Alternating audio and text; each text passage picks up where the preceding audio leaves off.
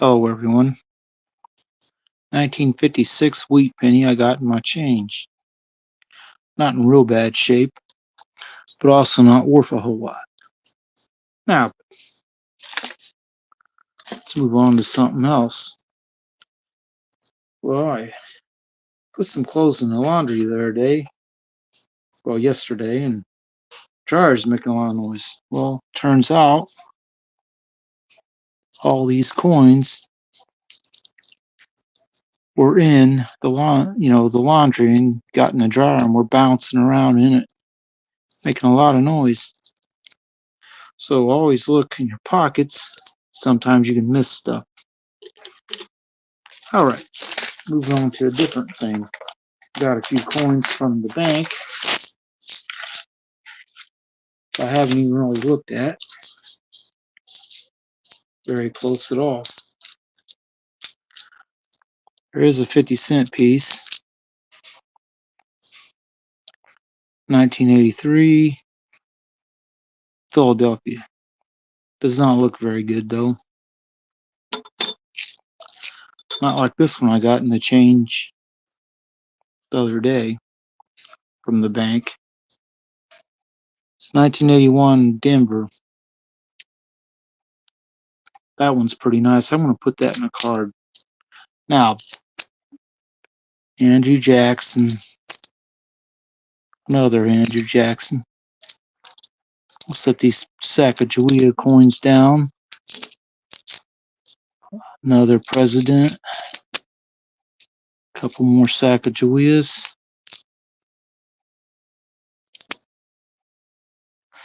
Couple quarters that were changed from getting this.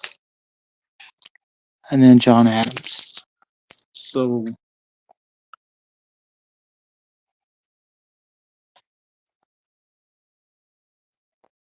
was $4.50 with that other $50. Then there's 5 more dollar coins. They're all Sacagawea ones. Philly, Philly, Philly, Denver, and another Philly. One thing you look for these, it's right here on the bird, right across its chest. I have a line that goes through it a little bit. It's what they refer to as the wounded bird, or wounded eagle, I mean. So you look at these closely and carefully every time you get one. Never found one, would like to though. And I don't have one here. So these are all coins that don't matter too much to me or anyone, because they're really not worth a whole lot. Anyway, when you do get one of these and you do want to put it in a card, you have to know that putting coins in cards is a bit of a tedious task. You got to have the holder.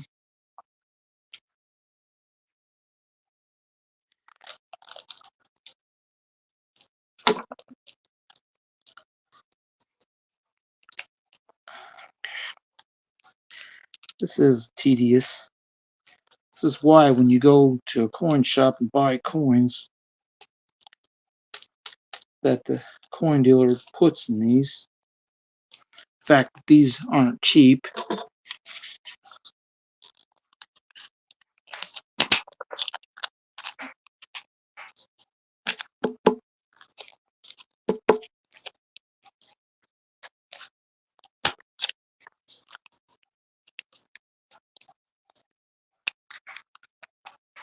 And it takes a little bit of time to staple them in. I didn't hit that one very good.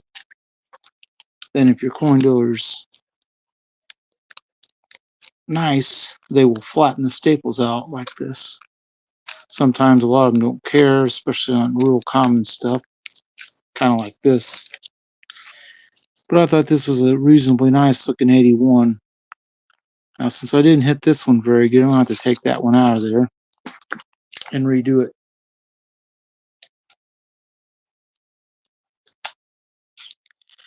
carefully to get rid of that staple. This one just caught the edge right on it. Got to get in there a little bit further. And there. It's 81 Denver. Take your time. Get an ink pen. Right on here.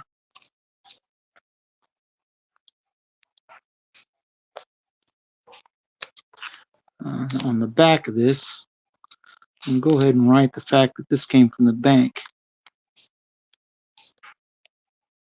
meaning I don't have any money in it. So there we go. That took a couple minutes to get that in there and label. So, and those are like probably $6 for 100 of these cards now, or something like that, depending on where you buy it, of course. All right, I did say seeded dimes. We will go with the 1887. They wrote Full Liberty on there.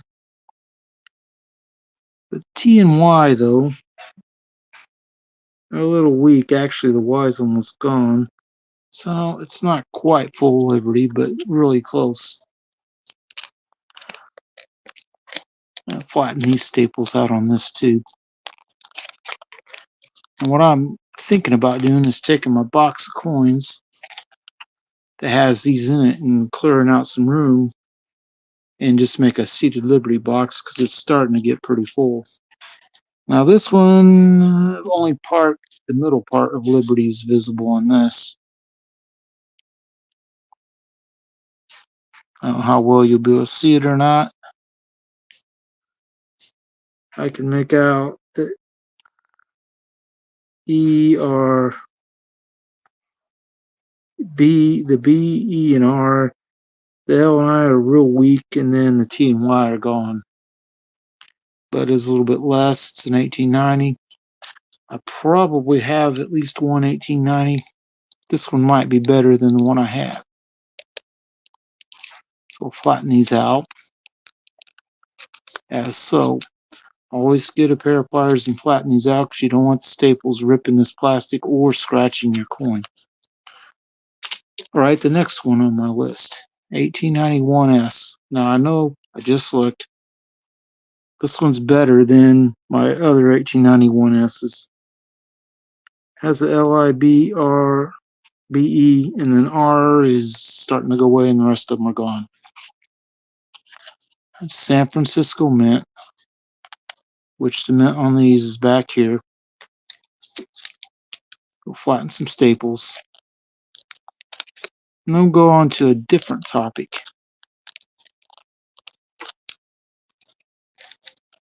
But before, we'll go right back to this one.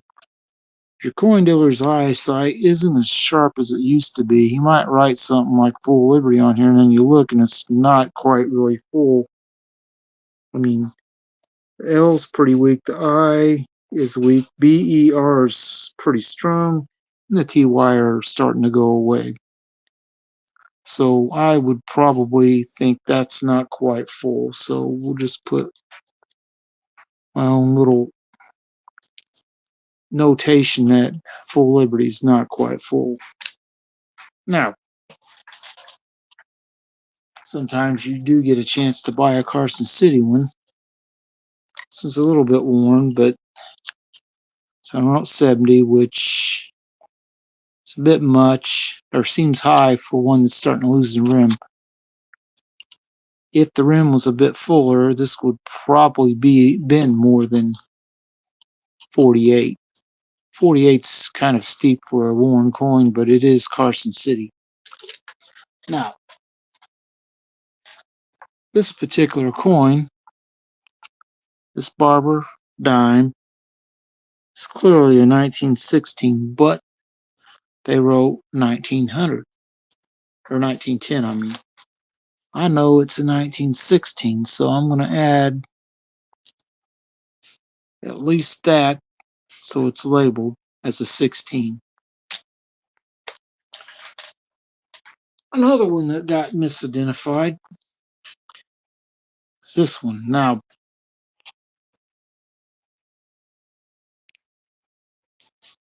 the inside part of the 4 on the 1884 is kind of hard to see. The reason why it matters is because if this is truly in 1881, we would be talking about a coin that's mintage is only about 25,000. So we're going to correct that by changing that to 1884 because that is an 1884. Like I said, the 1884 Philadelphia's mintage on the dime was really low that year. And we'll show this example of a barber quarter that I just found, and I'm like, I don't remember this one. Must have got it pretty recently. But you can compare the 1910 date, which would look very similar on this dime if it was a 1910. But when you look, that's actually a 6. This is a reasonably nice looking barber quarter in terms of wear. And you can see the spokes around the rim. You know it's not worn horribly bad. Only a little bit on both sides, but at least it does have some of them. So anyway, this is a pretty nice looking barber quarter for the amount of wear and tear they usually get. Now, here in a little bit, Jeff Crumpler is going to go live and do his normal auction night stuff.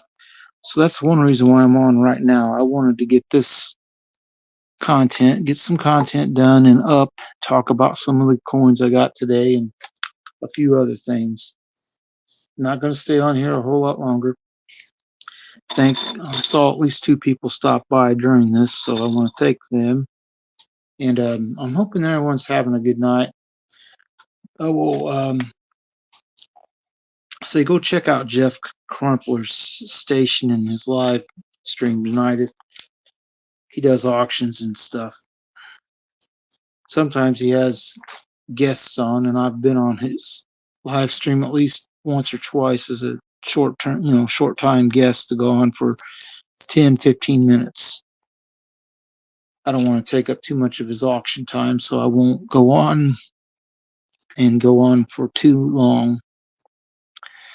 But anyway,